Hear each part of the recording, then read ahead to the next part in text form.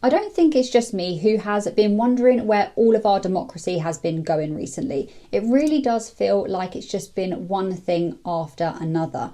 So I dug in a bit. I put together this video and I'm going to share 9 ways in which Labour have removed democracy in the UK in the last 1.5 years. Some are things that not too many people actually seem to know. I put a lot of research into these videos, and even in the time that I'm actually doing that research, things are coming out constantly. News is changing and all sorts. So do let me know in the comments below if you want to add anything to this or anything that I may be missing. So let's get started with number 1. Cancelling or the postponement of elections. Not too long ago, we learned that the Labour government will now delay 4 mayoral elections until 2028. That could be the largest deliberate postponement of local elections in any single parliamentary term in modern British history. The areas affected are Essex, Hampshire and the Solent, Sussex and Brighton, and Norfolk and Suffolk. And they will have their mayoral polls pushed back by 2 years. This will affect about 7.1 million residents. That is a lot of people losing their voice and their say. Not to mention that earlier this year, back in February, Labour postponed, basically cancelling, the May 2025 local elections in 9 councils, which affected about 5.5 million registered voters. It's important to note that there is some population overlap between the two sets, and when you strip out the double counting, the total unique individuals who have now had a scheduled 25 to 26 election taken away from them by Labour's decision is approximately between 9.5 and 10.5 million people, which is roughly 1 in 6 of England's entire population. This really is terrifying. We're walking down a very dark, very authoritarian path, and they're not even hiding it anymore. Our democracy is being taken away, slowly but intentionally. And if you wonder why I'm saying slowly here, then please do watch my video that I did all about the Fabian Society. I'll leave it linked somewhere up here on the screen now. Many people have watched that and said that they found it enlightening, which is fantastic. That's exactly what I wanted it to be. Now, the way in which Labour are justifying this, the official reason, is due to this. They are basically reorganising councils into new combined unitary authorities. So they say that they need extra time to finish the big reorganisation, and they argue that it's impractical or even pointless to run regular elections when the councils are about to be completely reorganised anyway. So that's the official reason that's been given. But the unofficial reasons, I think, could be a little bit different. Polling actually suggests that Reform UK would win all 4 of those mayoral elections if the elections were held under the proposed boundaries. So it's clear this structure changes how local power is decided.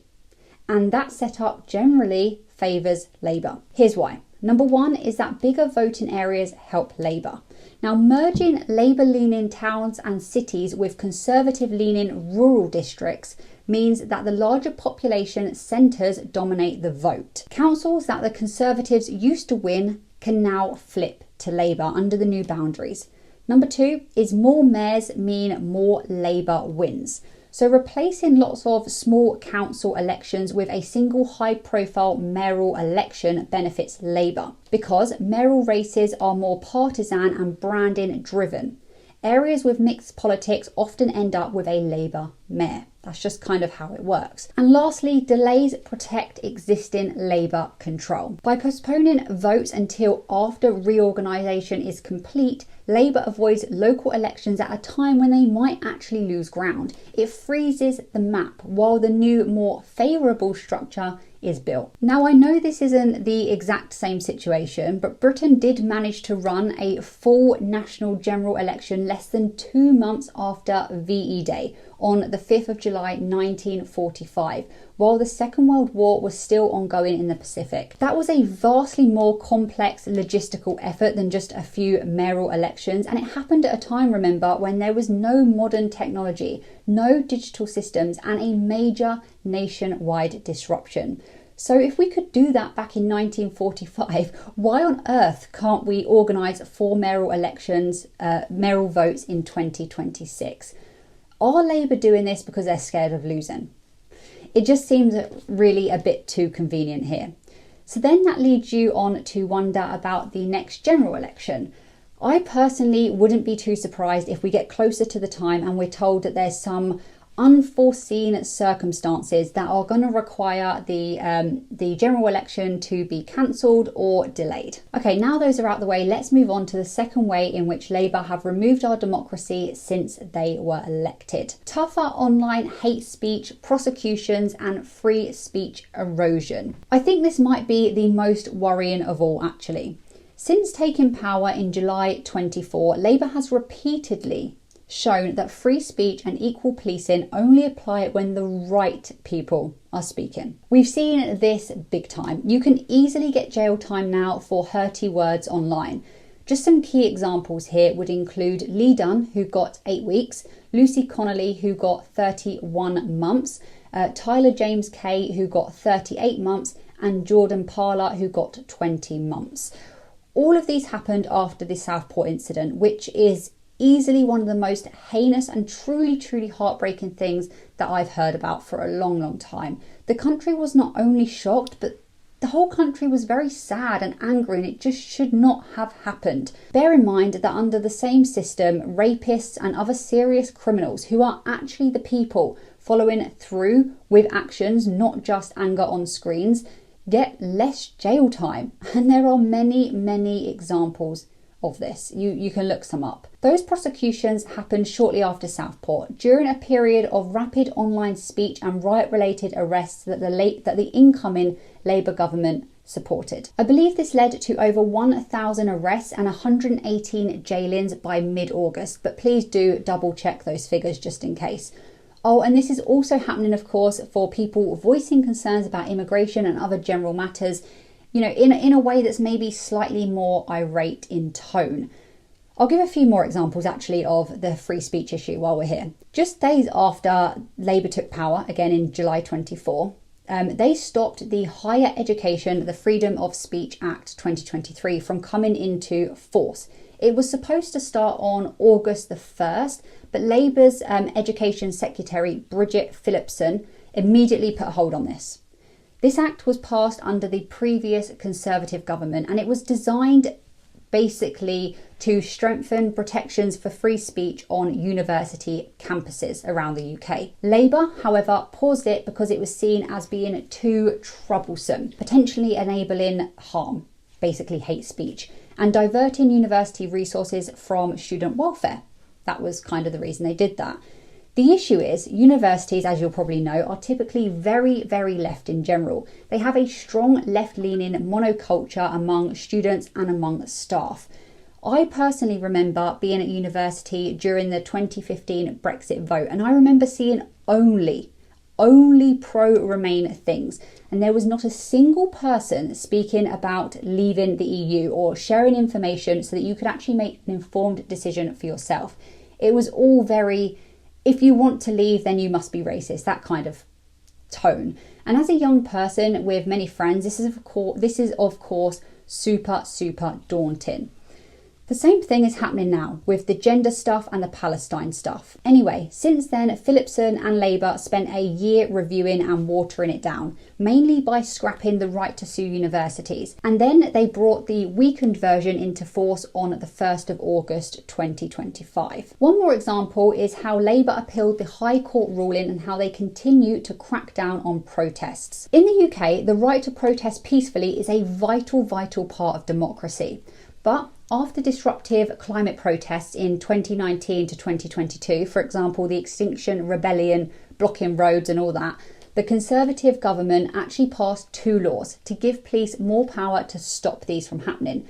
The PCSC Act of 22 and the Public Order Act of 23. They basically wanted it so that the police had the power to stop or criminalise protests that are noisy, the ones that were slowing traffic, including people gluing themselves to the roads and all sorts. I personally cannot stand those protesters who slow traffic and prevent moving vehicles. Just imagine if you were trying to get a loved one to the hospital and these people were just too busy having a paddy in the middle of the road. I just can't understand it.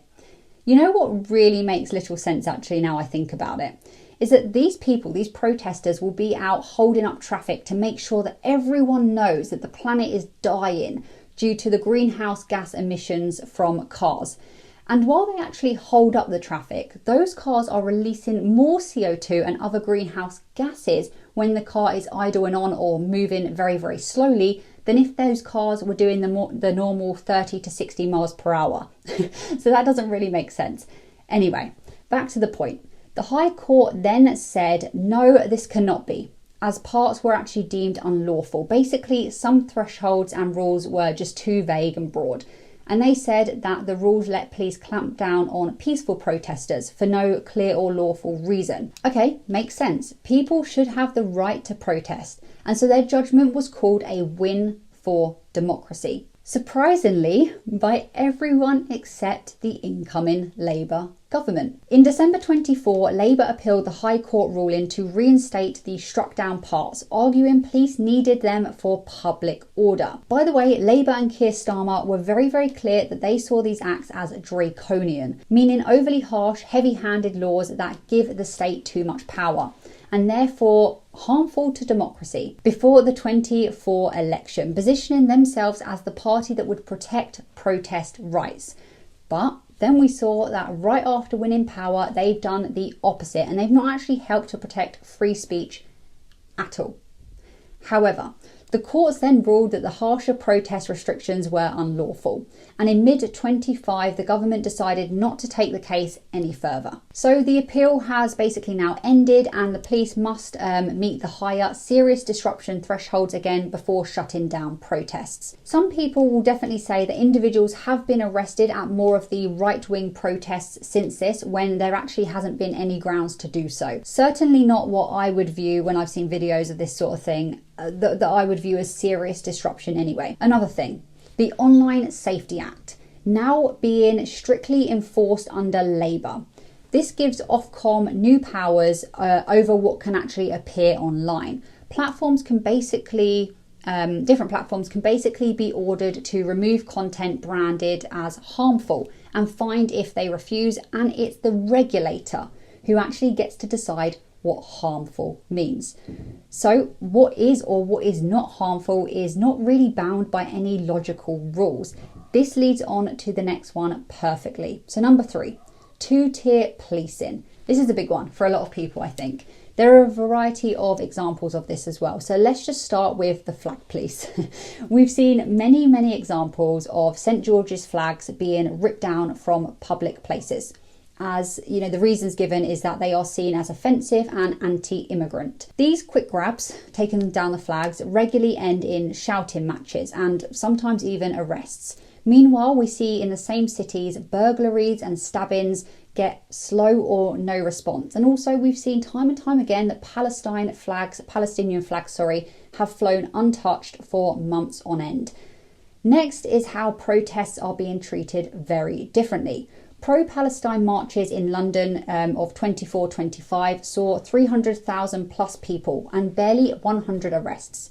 The anti-immigration Unite the Kingdom rally, which happened in September 25, saw 110,000 people apparently, those are the official numbers, but 500 plus arrests and 26 officers injured. Although I wasn't present at either event, I did see a lot of videos from both of these protests online. And what I can say from the videos that I've seen is that the pro-Palestine march seemed a lot more violent and disruptive in general than the Unite the Kingdom rally. Then we have street preaching, one faith versus another. There's been a number of Christian preachers reading the Bible and preaching the gospel in public that have been arrested, even surrounded, ordered to sit down, physically handled, and like I said, arrested. Whereas we regularly see Islamic stalls with loudspeakers and big crowds in the same high streets. And what happens with this? Well, quite often police stand by to manage traffic and keep them safe. No arrests, no hassle whatsoever. There was also a case where a pastor called Dia Moodley, I think it was out preaching in Bristol about Christianity and also talking about Islam while holding a Quran. A group of Muslim men then became very angry, assaulted him, pinned him down and threatened to even stab him. Instead of arresting the attackers, police twice threatened to arrest the pastor for breach of the peace. The man making stabbing threats was not arrested, questioned, or even identified. During that incident, the pastor was assaulted, his sign was destroyed, and he was the only one arrested. Police later did apologise for destroying his signs, but he has taken legal action, and this case is being supported by the ADF International and the Free Speech Union. So hopefully we'll get updates on that in the future. And then we've got the left-wing disruption versus right-wing protests. Just Stop Oil glued themselves to roads for hours. Officers formed a protective ring around them and waited patiently. Anti-lockdown or anti-mass immigration gatherings get confined. They get battened within minutes. Next up, number 4, surveillance and privacy. Many people are now saying that the UK is beginning to evoke 1984 style mass surveillance and control. Since Labour, the UK has sharply accelerated surveillance, building on Tory laws like the 2016 Snoopers Charter and its 2024 encryption backdoor amendments.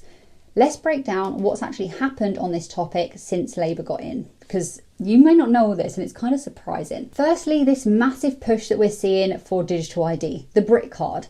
This is set to cost something crazy like £1.8 billion of course, taxpayers' money. MPs were debating Keir Starmer's plan for this mandatory digital ID after almost 3 million people signed a petition against it, calling it mass surveillance. I think this is just a massive civil liberty issue, and I don't think this should go ahead. Once it comes in, it won't go back. It's a very, very scary thing. I can make a whole video on this actually if that's of interest. Do let me know if you want me to do that. Labour is planning a national tour to convince the public that we need digital ID apparently. One thing that I will say I'm happy to see here is that different parties from both the left and the right are sort of coming together to oppose this. And that's great because I do think this is too important to be just a political topic. It's really a human rights topic at this point, I think. It's being sold as being a way to help with security and immigration, but how can that be? How does that make sense? There are more issues now than in recent history without it, for a start. And also, Britain has many, many illegal immigrants. I've seen figures suggesting 1 million. Many of these are known to the authorities but allowed to stay, meaning they aren't here because we can't identify them. They are here because we just won't remove them. This means there's a bigger reason for all this. It could, in theory, allow governments to watch everything.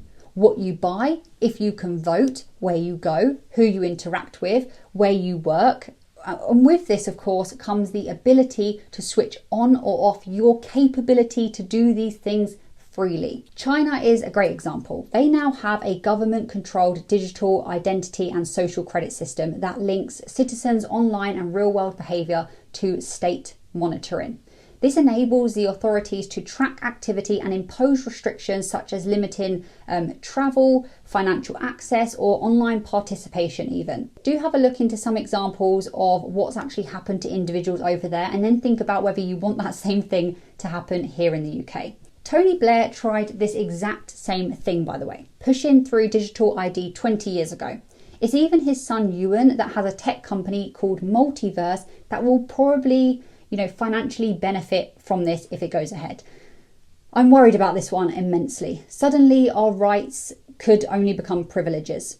Freedom could be no longer. And once again, the UK digital ID scheme was not featured in Labour's manifesto. There really is a pattern here. People that voted for this party are getting something very different to what they were promised. Also, we've seen the expansion of facial recognition cameras. Live facial recognition trials began under the Tories, but since Labour, it's just been expanded. They pledged expansions in December this year, rolling these cameras out across all police forces and town centres, comparing suspects to a 45 million person passport database.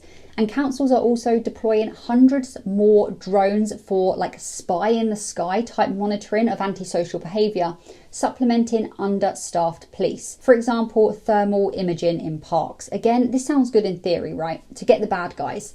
But how about we just stop monitoring and watching the good people of this country who want to live a private life and be left alone, and we instead actually focus on sorting out the issue at its core, rather than just trying to patch it up with a plaster, which is kind of what this feels like, and mass surveillance, of course.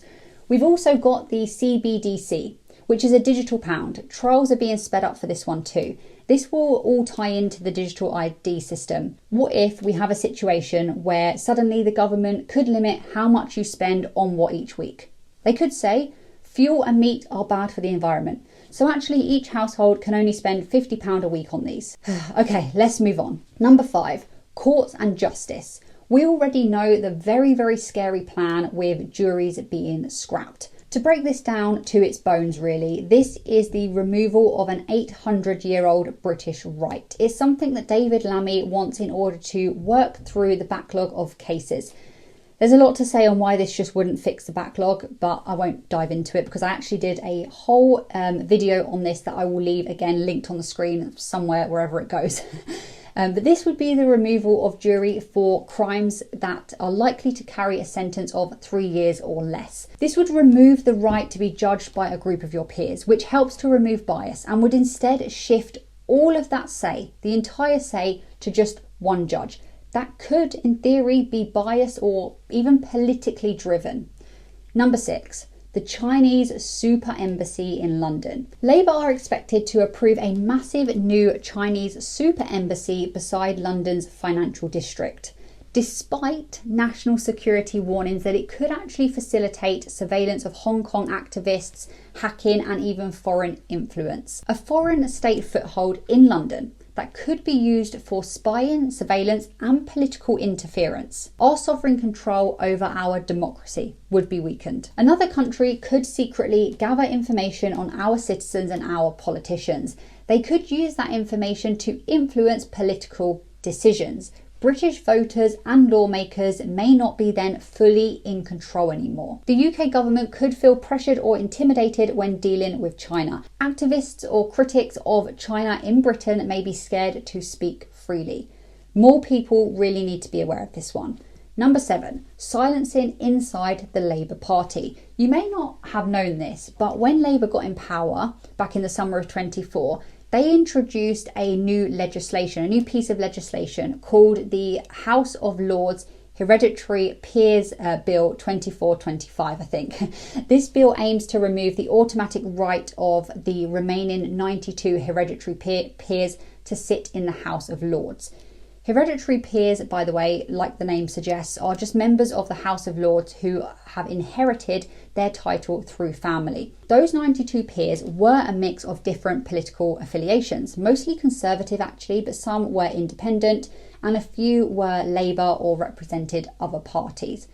What Labour have been doing is appointing dozens of new Labour-aligned peers, many of them friendly to leadership, including ex-MPs and major donors. This is changing the balance massively. Soon you could have a situation where the House of Lords has far fewer independent or Conservative challengers and way more Labour-friendly votes, which basically means this. Firstly, it's less independent, simple as that. Secondly, it's less of a check on Labour policy.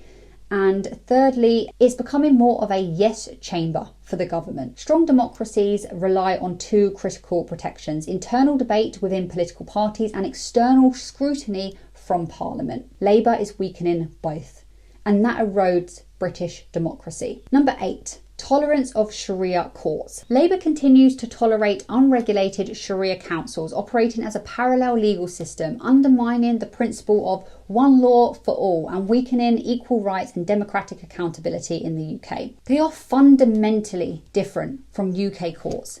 And although right now Sharia councils, they cannot replace UK courts for criminal cases, they do apply Islamic law to personal disputes. They create a parallel system where people, and in this case it's especially women, can be pressured to accept inferior rights to those that would be guaranteed under British law. I don't really need to dive into this one too much more. I think the issues are pretty clear here in terms of democracy. And finally, the last way in which Labour are removing democracy is this: rushing through assisted dying legislation. The Labour government has pushed the terminally ill adults, the end of life bill, through Parliament at speed, despite it never appearing in their manifesto, once again, and officially being a private member's bill also. They granted it extra parliamentary time, they cut short the evidence sessions, they rejected most proposed safeguards, and according to multiple MPs, they pressured members in what should have been free conscience votes. This is a life and death issue, yet the bill has had the following: limited public consultation, rushed scrutiny, weakened safeguards for the vulnerable, panels replacing High Court oversight, and looser rules that could allow suggestions of suicide to patients. Disability groups, psychiatrists, and palliative care experts are warning that people who are depressed, people that are isolated, or even simply worried about being a burden to their family could feel pressure to end their lives through this, especially when medical diagnosis of 6 months to live are often wrong. We see that time and time again. A change that is this irreversible demands the absolute highest standard of democratic process, and it's not getting that. Instead, Labour has fast-tracked it through Parliament in a way that completely sidelines debate and shuts down and out any serious concerns. As far as I'm aware, this bill has passed a major hurdle, the Commons, and is very much alive, but it is not yet done. It still needs House of Lords approval before becoming law, so keep your eye on this one. I think this is being done for a few reasons really, including that it's cheaper for the state, which is a horrific reason, honestly. It makes Labour look progressive and modern, which then makes them appeal to liberal younger voters. And it could also become one of these historic reforms that Labour can say that they did. But how scary is that? If the government is willing to rush a legislation through that literally decides who lives and who dies and by what means, what else could they force through next? With that, it's fair to say that I, for one, am extremely worried about democracy in the UK. I hope you found this video interesting. If so, please do make sure to subscribe. It's absolutely free. And also, if you would like, you can sign up to our free weekly newsletter and check out our Substack too. I'll leave links for all of that in the description below if you're interested. Thank you again for watching. I hope you have a great rest of your day, and I'll see you next time.